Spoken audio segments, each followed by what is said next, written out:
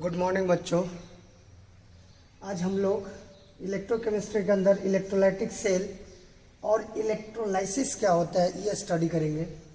तो इससे पहले प्रीवियस लेक्चर्स में हम लोग गैल्वेनिक सेल के बारे में स्टडी किए थे।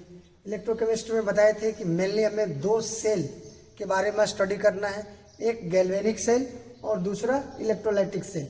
तो हम लोग गैल्वेनिक सेल वाला जो पार्ट है उसको ख़त्म कर चुके हैं। हम लोग गैल्वेनिक सेल में हम लोग डैनियल सेल के बारे में स्टडी किए। डैनियल सेल क्या है? तो एक गैल्वेनिक सेल ही है, लेकिन उसमें जो इलेक्ट्रोड होते हैं वो कॉपर और जिंक का लिया जाता है। ठीक है। गैल्वेनिक सेल में हम लोग देखे दो हाफ सेल होता था, एक को एनोड बोलते थे, दूसरे को कैथोड। एनोड पर ऑक्सीडेशन रिएक्शन होता था, कैथोड पर रिडक्शन रिएक्शन होता था। फिर उसमें सॉल्ट ब्रिज लगा होता था। सॉल्ट ब्रिज का क्या फंक्शन होता है, उसके अंदर जो इनर्ट इलेक्ट्रोलाइट को फिल किए जाते हैं। फिर एक्सटर्नल सर्किट होता है। फिर दोनों हाफ सेल में हम लोग इलेक्ट्रोलाइटिक सॉल्यूशन फिल करते हैं और उसमें क्या करते थे, जिस मेटल का इलेक्ट्रोड लेते थे उसी मेटल का हम लोग सॉल्ट सॉल्यूशन उसमें फिल करते थे। और वो हमारा गैल्वेनिक सेल का कंस्ट्रक्शन था। उसमें डैनियल सेल का एग्जाम्पल लेते हुए हम लोग उसको डिटेल में स्टडी किए थे। फिर गैल्वेनिक सेल का रिप्रेजेंटेशन देखे थे। फिर दो हाफ रिएक्शन कैसे लिखते हैं, oxidation half reaction, reduction half reaction. फिर नेट सेल रिएक्शन कैसे लिखते हैं, सेल रिप्रेजेंटेशन, हाफ सेल का रिएक्शन और नेट सेल का रिएक्शन। उसके बाद हम लोग उसमें पोटेंशियल पढ़े थे, इलेक्ट्रोड पोटेंशियल और ईएमएफ ऑफ सेल। फिर उसमें स्टैंडर्ड कंडीशन की बात हुई थी। स्टैंडर्ड कंडीशन क्या होता है? जब हमारा टेम्परेचर रूम टेम्परेचर हो, इट मीन्स 25 डिग्री सेल्सियस, यानी केल्विन में अगर बात करें तो 298 केल्विन अगर टेम्परेचर हो। अगर प्रेशर की बात करें तो 1 atm होना चाहिए। और अगर जो भी इलेक्ट्रोलाइट लिए उसके अगर कंसंट्रेशन की बात करें तो 1 मोलर कंसंट्रेशन होना चाहिए। इट मीन्स उस सॉल्यूशन का कंसंट्रेशन क्या होना चाहिए, 1 मोल पर लीटर। तो वैसे कंडीशन को स्टैंडर्ड कंडीशन बोलते हैं। और स्टैंडर्ड कंडीशन में हम लोग इलेक्ट्रोड पोटेंशियल दो तरह का जो था, ऑक्सीडेशन और रिडक्शन, वो हम लोग देखे थे। लेकिन उसमें आईयूपीएससी क्या बोलता है कि आप जब भी इलेक्ट्रोड पोटेंशियल की बात करो या स्टैंडर्ड इलेक्ट्रोड पोटेंशियल की बात करो तो आप हमेशा रेफरेंस के तौर पर आप किसको यूज करेंगे, रिडक्शन पोटेंशियल को। ठीक है। हम लोग किसको प्रेफरेंस देते थे, रिडक्शन पोटेंशियल को। क्यों? क्योंकि ऐसा आईयूपीएससी ने बताया है कि आपको बार बार ऑक्सीडेशन पोटेंशियल को कंसिडर करने की जरूरत नहीं। अगर आपको रिडक्शन पोटेंशियल नहीं गिवन है क्वेश्चन में तो आप रिडक्शन पोटेंशियल ऑक्सीडेशन पोटेंशियल से आप निकाल सकते हो, क्योंकि ऑक्सीडेशन और रिडक्शन पोटेंशियल दोनों का वैल्यू जो होता है वो सेम होता है, बट साइन चेंज हो जाता है। अगर किसी का ऑक्सीडेशन पोटेंशियल गिवन है तो आप उसका रिडक्शन पोटेंशियल आसानी से बता सकते हैं, वैल्यू वही होगा बट साइन चेंज हो जाएगा, और कुछ भी नहीं अंतर है। तो आप रिडक्शन पोटेंशियल का यूज करके आप ईएमएफ ऑफ सेल निकालते थे। क्या होता था ईएमएफ ऑफ सेल?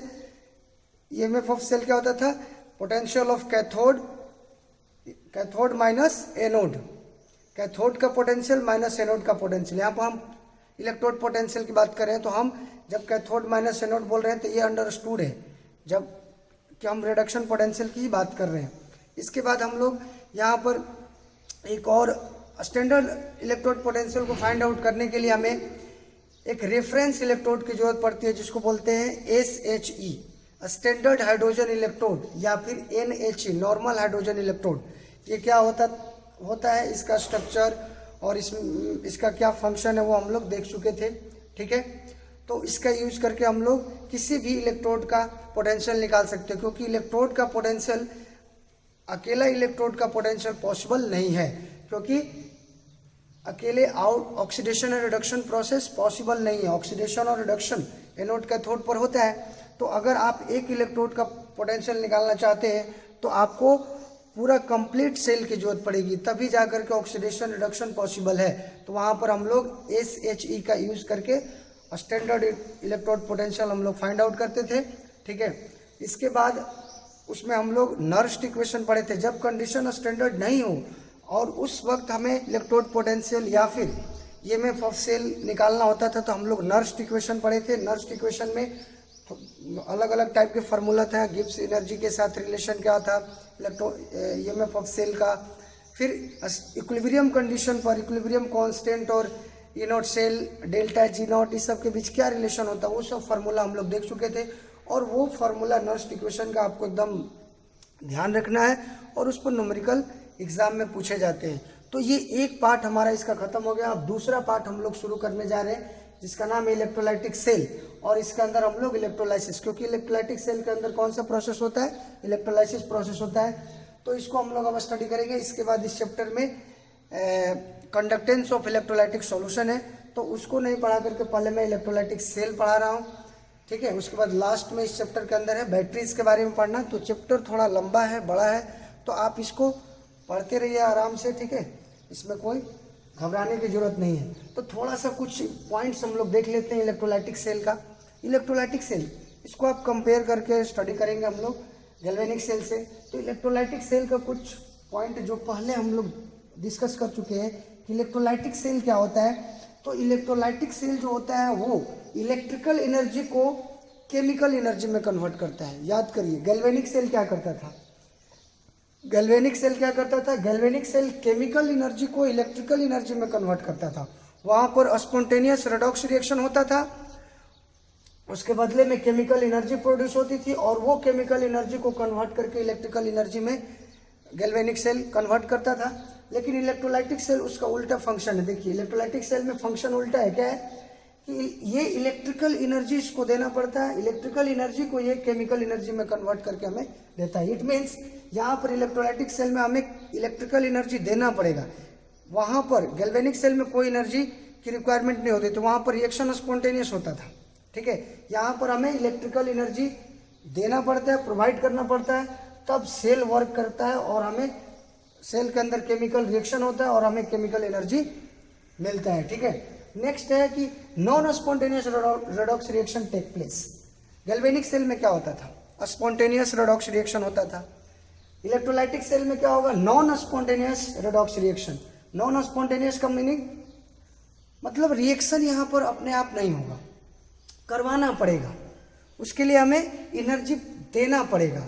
और वो एनर्जी हम लोग कैसे देते हैं, इलेक्ट्रिकल एनर्जी प्रोवाइड करते हैं, बैटरी से उसको कनेक्ट करना पड़ता है। वहाँ यहाँ पर एनर्जी, हमें एनर्जी की रिक्वायरमेंट होती है, तब जा करके ये सेल वर्क करता है, ठीक है। तो इसीलिए वैसे रिएक्शन जो अपने आप नहीं होते हैं उनको हम लोग बोलते हैं नॉन स्पॉन्टेनियस रिएक्शन। तो इलेक्ट्रोलाइटिक सेल के अंदर जो रिएक्शन होता है वो क्या होता है, नॉन स्पॉन्टेनियस रेडॉक्स रिएक्शन होता है। और नॉन स्पॉन्टेनियस प्रोसेस के लिए हम लोग जानते हैं कि delta G, it means change in gives free energy. Delta G क्या होता है, पॉजिटिव। डेल्टा जी का वैल्यू क्या होता है, पॉजिटिव होता है। और गैल्वेनिक सेल में क्या होता था, निगेटिव। क्यों, क्योंकि वहां पर रिएक्शन हमारा स्पॉन्टेनियस हो रहा था, ठीक है। वहां प्रोसेस स्पॉन्टेनियस हो रहा था, वहां पर हमें कोई भी एनर्जी की जरूरत नहीं पड़ती थी रिएक्शन को कराने के लिए। लेकिन यहाँ पर इलेक्ट्रोलाइटिक सेल के अंदर हमें एनर्जी देना पड़ता है। हम लोग इनपुट के तौर पर इलेक्ट्रिकल एनर्जी देते हैं, इलेक्ट्रिसिटी देते हैं, तब रिएक्शन होता है, यानी कि नॉन स्पॉन्टेनियस रेडॉक्स रिएक्शन होता है। और उसके बाद हमें ये सेल क्या देता है, केमिकल एनर्जी देता है, ठीक है। और देखिए गैल्वेनिक सेल में हम लोग एनोड और कैथोड पर जो चार्ज होता था उसको हम लोग देखे थे। एनोड, एनोड के लिए गैल्वेनिक सेल में हम लोग बात करते थे LOAN, ये मैंने बताया था याद रखने का तरीका। तो वहां पर हम लोग लेफ्ट साइड में क्या होता था, ऑक्सीडेशन होता था, और ए मतलब उसको हम लोग एनोड बोलते थे, और एन मीन्स उस पर निगेटिव चार्ज होता था, ठीक है। ये हम लोग ध्यान रखते थे। लेफ्ट साइड में ऑक्सीडेशन होता था, उसको एनोड बोलते थे, और उस पर चार्ज की बात करें तो निगेटिव चार्ज होता था। लेकिन यहाँ पर इलेक्ट्रोलाइटिक सेल में ये अपोजिट है। यहाँ पर एनोड पर चार्ज होता है पॉजिटिव, एनोड पर चार्ज क्या होता है, पॉजिटिव, और कैथोड पर चार्ज क्या होता है, निगेटिव। ये आपको ध्यान रखना पड़ेगा, ठीक है। लेकिन बात अगर एनोड पर, वहां पर क्या होता था, ऑक्सीडेशन रिएक्शन होता था, तो यहां पर भी ऑक्सीडेशन रिएक्शन ही होगा। और कैथोड जो होता था वहां पर राइट साइड में, उस पर क्या होता था, रिडक्शन रिएक्शन। तो इलेक्ट्रोलाइटिक सेल में भी जो रिएक्शन है एनोड और कैथोड पर वही रहेगा। एनोड पर हमेशा, चाहे सेल इलेक्ट्रोलाइटिक हो या फिर गैल्वेनिक हो, एनोड पर हमेशा क्या होगा, ऑलवेज क्या होगा, ऑक्सीडेशन रिएक्शन ही होगा। ऑक्सीडेशन रिएक्शन ही यहाँ भी होगा और कैथोड पर रिडक्शन ही होगा। ओके, कैथोड पर भी रिडक्शन रिएक्शन ही होगा, बस साइन चेंज है। गैल्वेनिक सेल में एनोड पर साइन नेगेटिव होता था और यहाँ पर इलेक्ट्रोलाइटिक सेल में एनोड पर चार्ज क्या होता है, पॉजिटिव, और कैथोड पर नेगेटिव। और रिएक्शन की अगर बात करें तो एनोड पर वही ऑक्सीडेशन रिएक्शन ही होगा, वहाँ भी ऑक्सीडेशन रिएक्शन ही होता था, कैथोड पर रिडक्शन रिएक्शन ही होगा और गैल्वेनिक सेल में भी रिडक्शन रिएक्शन ही होता था। तो ये कुछ पॉइंट था इलेक्ट्रोलाइटिक सेल का जो हमें ध्यान रखना है। इलेक्ट्रोलाइटिक सेल में हमें यहाँ पर इनपुट के तौर पर एनर्जी देना पड़ता है और फिर आउटपुट के तौर पर हमें कौन सा एनर्जी मिलता है, केमिकल। इनपुट में हम लोग इलेक्ट्रिकल एनर्जी देते हैं सेल को, तो फिर उस सेल के अंदर नॉन स्पॉन्टेनियस रिडॉक्स रिएक्शन होता है और इस रिएक्शन के दौरान क्या हमें मिलता है, आउटपुट के तौर पर केमिकल एनर्जी।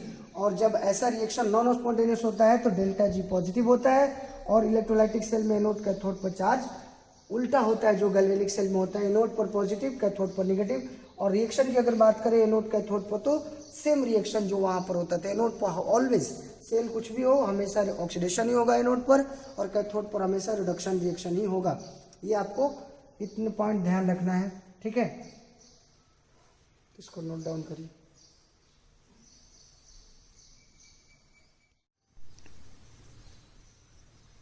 हाँ, तो आगे हम लोग इसमें इलेक्ट्रोलाइटिक सेल के अंदर हमें दो पार्ट में अगर इसको डिवाइड कर दिया जाए तो दो पार्ट में इसको स्टडी करेंगे। इलेक्ट्रोलाइटिक सेल के अंदर एक है क्वालिटेटिव पार्ट, दूसरा है क्वांटिटेटिव पार्ट, ठीक है।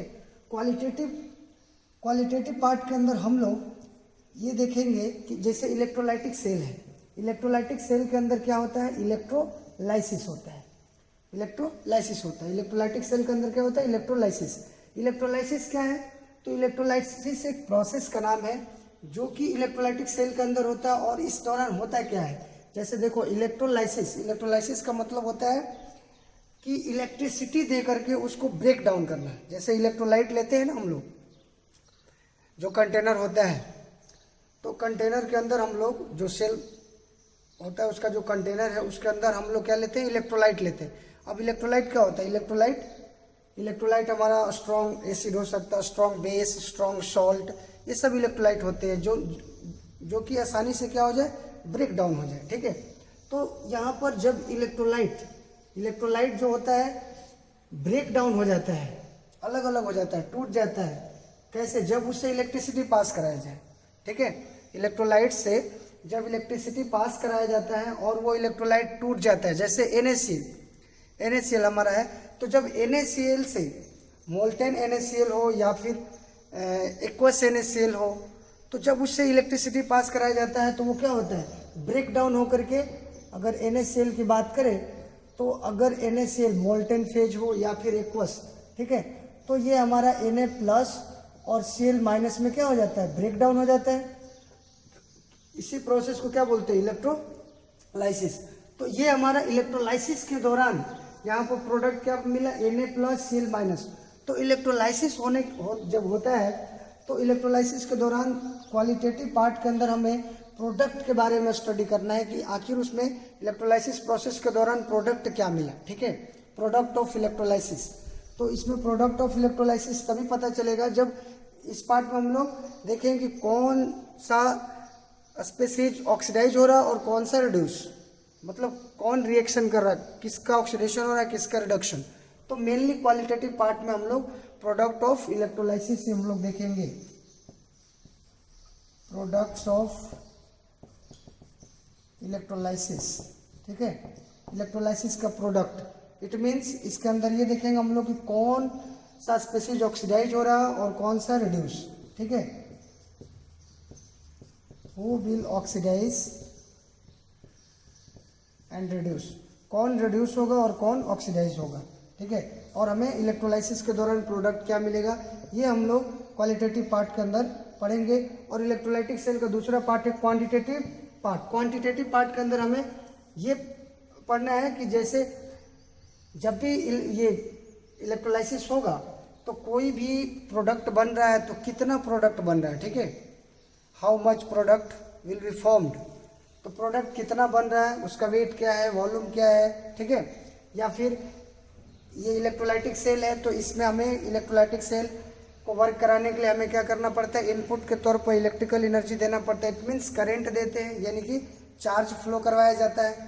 तो कितना चार्ज फ्लो हो रहा है या कितना करंट फ्लो हो रहा है, ठीक है, तो कितना टाइम तक हो रहा है और कितना हमें प्रोडक्ट मिल रहा है, प्रोडक्ट का क्वांटिटी क्या है, तो वो हम लोग स्टडी करेंगे इस पार्ट के अंदर। और इस पार्ट के अंदर हमें 2 लॉ पढ़ने हैं, फैराडे के 2 लॉ पढ़ने हैं, फर्स्ट फैराडे लॉ और सेकंड फैराडे लॉ, ठीक है।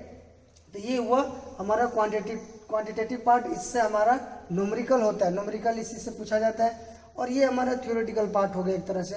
तो हम लोग पहले इस पार्ट को देखते हैं, प्रोडक्ट ऑफ इलेक्ट्रोलाइसिस जो होता है, इलेक्ट्रोलाइसिस के दौरान जो प्रोडक्ट मिलता है वो कौन कौन से फैक्टर्स पर डिपेंड करता है, ठीक है। तो इलेक्ट्रोलाइसिस क्या है, इलेक्ट्रोलाइसिस जो होता है इलेक्ट्रोलाइटिक सेल के अंदर, ये क्या होता है, जो हम लोग इलेक्ट्रोलाइट लेते हैं उसको जब इलेक्ट्रिसिटी प्रोवाइड किया जाता है तो वो इलेक्ट्रोलाइट क्या होता है, ब्रेक डाउन हो जाता है, टूट जाता है। टूटने के बाद जो इलेक्ट्रोलाइट होता है उसमें कैटायनिक पार्ट होता है, एक एनायनिक पार्ट। तो कैटायनिक पार्ट किधर मूव करेगा, कैटायन किधर मूव करता है, कैथोड की तरफ, निगेटिवली जो इलेक्ट्रोड होता है, ठीक है। और वो अपोजिट चार्ज अपोजिट इलेक्ट्रोड की तरफ मूव करते हैं। और वहाँ जाने के बाद क्या होता है, वहाँ पर ऑक्सीडेशन रिडक्शन होता है, ऑक्सीडाइज होंगे या रिड्यूस होंगे, ठीक है। एनोड है, एनोड पर अगर कोई जा रहा है तो वहाँ ऑक्सीडाइज ही होगा वो, क्योंकि एनोड पर ऑक्सीडेशन रिएक्शन ही होता है।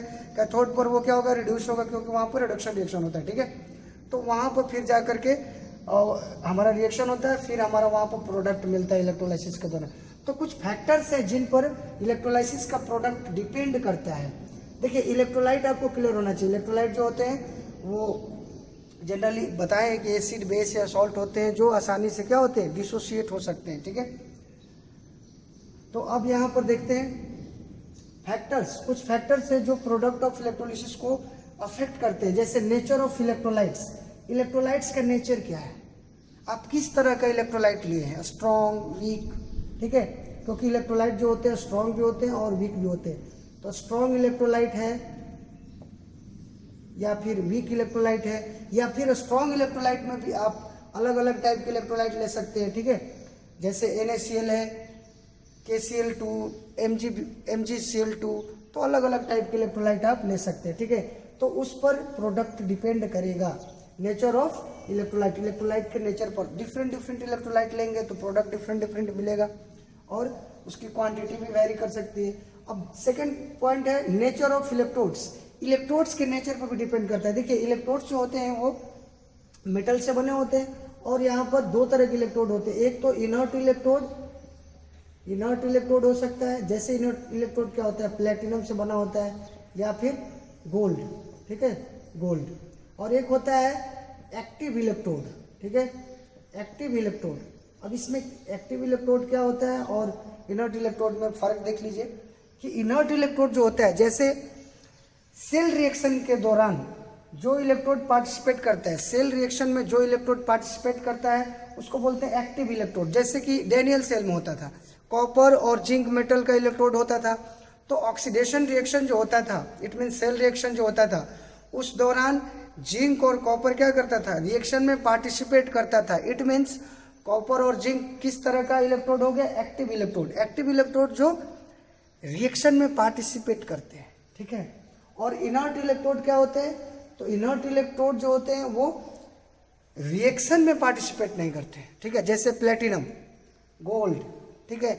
आप SH में हम लोग देखे थे स्टैंडर्ड हाइड्रोजन इलेक्ट्रोड में कि वहाँ पर प्लेटिनम का हम लोग फाइल लेते थे, प्लेटिनम, ठीक है। लेकिन प्लेटिनम वहाँ कहीं भी रिएक्शन में पार्टिसिपेट नहीं करता था, बल्कि वहाँ हाइड्रोजन और हाइड्रोजन गैस और हाइड्रोजन आयन की बात होती थी, ठीक है। वहाँ पर प्लेटिनम किस तरह का इलेक्ट्रोड था, इनर्ट इलेक्ट्रोड।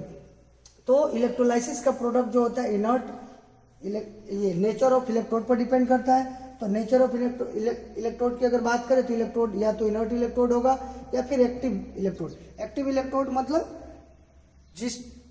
जो मेटल रिएक्शन में पार्टिसिपेट करे उसको बोलते हैं एक्टिव इलेक्ट्रोड, और जो नहीं पार्टिसिपेट करता है उसको बोलते हैं इनर्ट इलेक्ट्रोड। जैसे प्लेटिनम और गोल्ड से इनर्ट इलेक्ट्रोड बने होते हैं, तो वहां पर भी इलेक्ट्रोलाइसिस का प्रोडक्ट क्या होगा, डिफरेंट मिलेगा। मीडियम ऑफ इलेक्ट्रोलाइट्स की अगर बात करें, इलेक्ट्रोलाइट्स का मीडियम क्या हो सकता है, या तो इलेक्ट्रोलाइट जो होगा मोल्टेन फेज में होगा, इलेक्ट्रोलाइट क्या होगा, मोल्टेन फेज या फिर हमारा एक्वस सॉल्यूशन हो सकता है, एक्वस फेज हो सकता है। ठीक है, एक्वस फेज मतलब उसमें पानी का अमाउंट मिक्स होगा। एक्वस जब भी वर्ड आता है इट मीन्स उसमें वाटर की अमाउंट है। मोल्टेन फेज मतलब उसमें वाटर प्रेजेंट नहीं है। जैसे मान लीजिए NaCl है, तो NaCl का molten phase it means NaCl को आप हीट करके उसको पिघला दीजिए, उसमें वाटर थोड़ा सा भी उसमें वाटर मिक्स नहीं होना चाहिए, तो एकदम NaCl को अगर आप फ्यूज कर दिए, पिघला दिए, ठीक है, तो वो हुआ हमारा मोल्टेन फेज, उसमें वाटर नहीं होना चाहिए। ठीक है, मोल्टेन फेज मतलब लिक्विड ही होगा, बट उसको लिक्विड फेज में ला करके उसमें वाटर ऐड नहीं किया जाएगा, तो उस फेज को बोलेंगे मोल्टेन फेज। एक्वस फेज में पानी, एक्वस का मतलब होता है वाटर। ठीक है, एक्वस फेज मतलब उसमें वाटर प्रेजेंट है। ठीक है, तो मीडियम ऑफ इलेक्ट्रोलाइट्स पर भी इलेक्ट्रोलाइसिस का जो प्रोडक्ट है वो हमारा डिपेंड करता है। कंसंट्रेशन ऑफ इलेक्ट्रोलाइट के कंसंट्रेशन पर भी डिपेंड करता है, इलेक्ट्रोलाइट का कंसंट्रेशन क्या लिया गया है। ठीक है, तो ये कुछ फैक्टर्स थे जो कि प्रोडक्ट ऑफ इलेक्ट्रोलाइसिस को अफेक्ट करते थे। ठीक है, इलेक्ट्रोलाइट्स, नेचर ऑफ इलेक्ट्रोलाइट्स। ठीक है, इलेक्ट्रोलाइट्स कौन सा लिए हैं, इलेक्ट्रोलाइट्स पर डिपेंड करेगा इसका प्रोडक्ट। इलेक्ट्रोड्स पर डिपेंड करेगा कि आप किस तरह का इलेक्ट्रोड यूज कर रहे हो, इनर्ट या फिर एक्टिव इलेक्ट्रोड। ठीक है, इनर्ट इलेक्ट्रोड क्या होता है, जो कि सेल रिएक्शन में पार्टिसिपेट नहीं करेगा। एक्टिव इलेक्ट्रोड क्या होता है, वो रिएक्शन में, सेल रिएक्शन में पार्टिसिपेट करेगा। जैसे गैल्वेनिक सेल में कॉपर, जिंक या और दूसरे भी आप मेटल ले सकते हो। मीडियम ऑफ इलेक्ट्रोलाइट जो लेते हैं हम लोग, उसकी मीडियम की अगर बात करें तो मोल्टेन फेज होगा या फिर एक्वस फेज। एक्वस मतलब जिसमें पानी मिला हो, मोल्टेन फेज जिसमें वाटर का अमाउंट नहीं हो। कंसंट्रेशन ऑफ इलेक्ट्रोलाइट के कंसंट्रेशन पर भी डिपेंड करता है हमारा इलेक्ट्रोलाइसिस का प्रोडक्ट। तो ये था हमारा कुछ पॉइंट्स। अब हम लोग इसका इलेक्ट्रोलाइटिक सेल का कंस्ट्रक्शन देखेंगे। इलेक्ट्रोलाइटिक सेल कैसा होता है, आप इसको पहले नोट डाउन करें।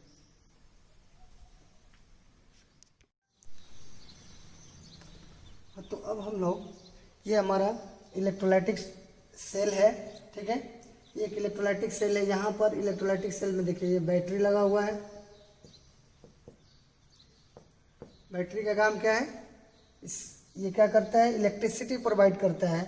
तो ये हमारा क्या है, इलेक्ट्रोलाइट। यहाँ पर हम लोग NaCl को क्या लिए हैं, इलेक्ट्रोलाइट।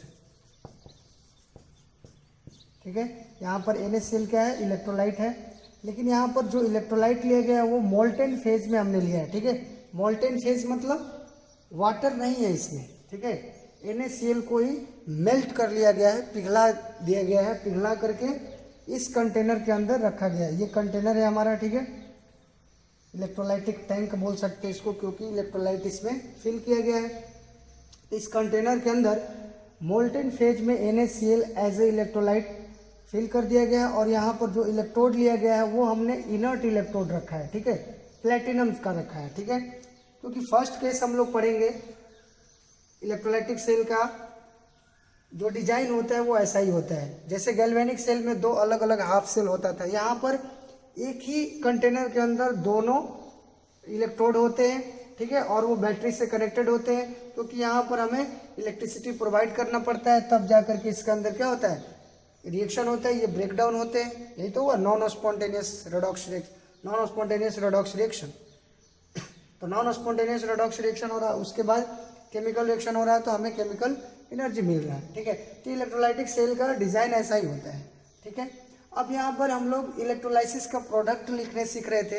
तो प्रोडक्ट में पहला केस हम लेके चल रहे हैं, जब ये इलेक्ट्रोलाइट का फेज क्या है, मोल्टेन फेज। इलेक्ट्रोलाइट का फेज क्या है, मोल्टेन। ठीक है, एक्वस भी हो सकता है। अभी हम लोग फर्स्ट केस पढ़ रहे हैं जिसमें मोल्टेन फेज ले रहे हैं। ठीक है, हम लोग प्रोडक्ट ऑफ इलेक्ट्रोलाइसिस लिखने जा रहे हैं। इलेक्ट्रोलाइसिस के दौरान क्या क्या प्रोडक्ट बनेगा, तो अलग अलग केस है। फर्स्ट केस में हम लोग जो ये इलेक्ट्रोलाइट है इसका कैसा फेज ले रहे हैं, मोल्टेन फेज ले रहे हैं। ठीक है, और जो इलेक्ट्रोड है वो इलेक्ट्रोड कैसा ले रहे हैं, इनर्ट इलेक्ट्रोड, प्लेटिनम का बना है मान लो। ठीक है, और यहाँ पर एनोड है, ये कैथोड है, एनोड पर ऑक्सीडेशन, कैथोड पर रिडक्शन। और हम लोग एनोड पर यहाँ पॉजिटिव चार्ज, कैथोड पर निगेटिव। गैल्वेनिक में क्या होता था, अपोजिट होता था। ठीक है, अब यहाँ मोल्टेन फेज, इलेक्ट्रोलाइट का फेज क्या है, मोल्टेन, यानी वाटर नहीं है। मोल्टेन का मतलब वाटर नहीं होना चाहिए उसमें। ठीक है, इनर्ट इलेक्ट्रोलाइट क्या होता है, जो कि खुद इनर्ट इलेक्ट्रोलाइट सेल रिएक्शन में पार्टिसिपेट नहीं करेगा। जबकि एक्टिव मेटल का अगर एक्टिव इलेक्ट्रोड होता तो वो रिएक्शन में पार्टिसिपेट करता, वो खुद ऑक्सीडाइज होता है, रिड्यूस होता है। ठीक है, तो यहाँ पर हमने एक्टिव इलेक्ट्रोड नहीं रखा है, ठीक है, इनर्ट इलेक्ट्रोड रखा है। तो इनर्ट इलेक्ट्रोड रिएक्शन में पार्टिसिपेट नहीं करेगा। मोल्टेन फेज है, इट मीन्स वाटर नहीं है। ठीक है, तो आगे हम लोग देखेंगे एक्वस मोल्टेन फेज नहीं रख करके हम लोग एक्वस फेज रखेंगे, यानी कि उसमें वाटर मिक्स करेंगे, तब रिएक्शंस इलेक्ट्रोलाइसिस होगा तो उसका प्रोडक्ट में क्या क्या रिएक्शंस होगा, कौन कौन प्रोडक्ट बनेगा, वो थोड़ा डिफरेंट होगा। ठीक है, और यहाँ पर एक्टिव इलेक्ट्रोड की अगर बात करें तो एक्टिव इलेक्ट्रोड में जैसे जो इलेक्ट्रोड खुद इसमें क्या होगा, रिएक्शन के दौरान पार्टिसिपेट करेगा, लेकिन यहाँ पर हमें इनर्ट इलेक्ट्रोड हमने रखा और मोल्टेन फेज इलेक्ट्रोलाइट का फेज रखा। अब यहाँ पर रिएक्शन देखते हैं कि यहाँ पर देखिए NaCl है, तो NaCl क्या होगा, NaCl जब इलेक्ट्रिसिटी पास होगा तो ये NaCl क्या होगा, NaCl एक आयनिक कंपाउंड है। NaCl क्या है, आयनिक कंपाउंड है। तो NaCl में Na और Cl के बीच क्या होता है, ये हमारा इलेक्ट्रोवैलेंट बॉन्ड होता है ना। और ये इलेक्ट्रोवैलेंट बॉन्ड जब यहाँ से इलेक्ट्रिकल एनर्जी इसको मिलता है तो ये ब्रेक डाउन होता है और ये Na प्लस और Cl माइनस में क्या हो जाता है, टूट जाता है। और आप खुद सोचो कि जब Na प्लस है और Cl माइनस, तो जो भी पॉजिटिव चार्ज है वो किधर मूव करेगा, टुवार्ड्स नेगेटिव इलेक्ट्रोड। तो जितने भी पॉजिटिव चार्ज है यहाँ पर जा करके डिपॉजिट होने लगेंगे। ठीक है, मतलब Na प्लस जा करके कैथोड के पास क्या होगा, डिपॉजिट होगा, और Cl माइनस निगेटिव चार्ज है तो ये पॉजिटिव के पास जा करके यहाँ पर बहुत सारे निगेटिव चार्ज क्या होंगे, जमा होने लगेंगे। ठीक है, निगेटिव चार्ज इस इलेक्ट्रोड के पास। तो इस तरह से यहाँ पर चार्ज क्या हो रहा है, पॉजिटिव चार्ज निगेटिव के पास, निगेटिव चार्ज पॉजिटिव के पास जा करके क्या हो रहा है, डिपॉजिट होने लगेगा। ठीक है, डिपॉजिट होने लगेगा।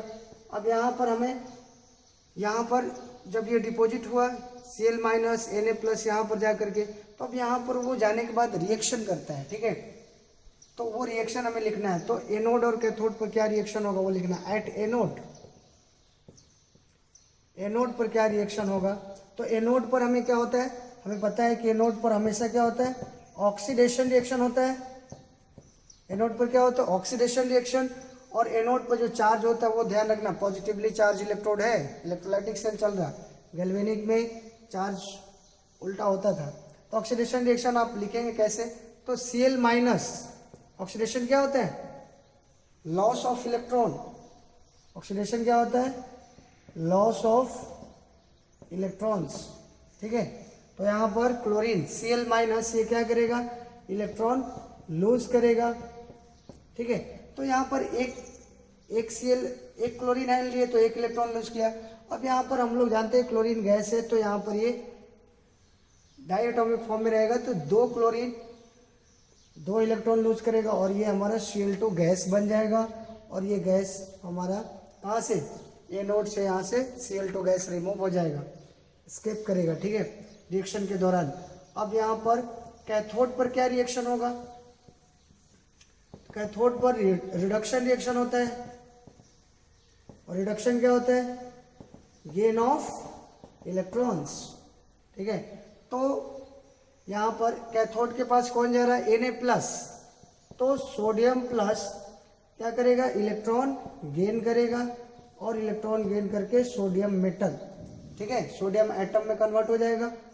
ठीक है, अब यहाँ पर देखिए, क्योंकि यहाँ पर लॉस दो इलेक्ट्रॉन का कर रहा है ये क्लोरीन, तो यहाँ पर भी दो इलेक्ट्रॉन ये गेन करेगा, तो आप इसको ऐसे बैलेंस कर सकते हैं। ठीक है,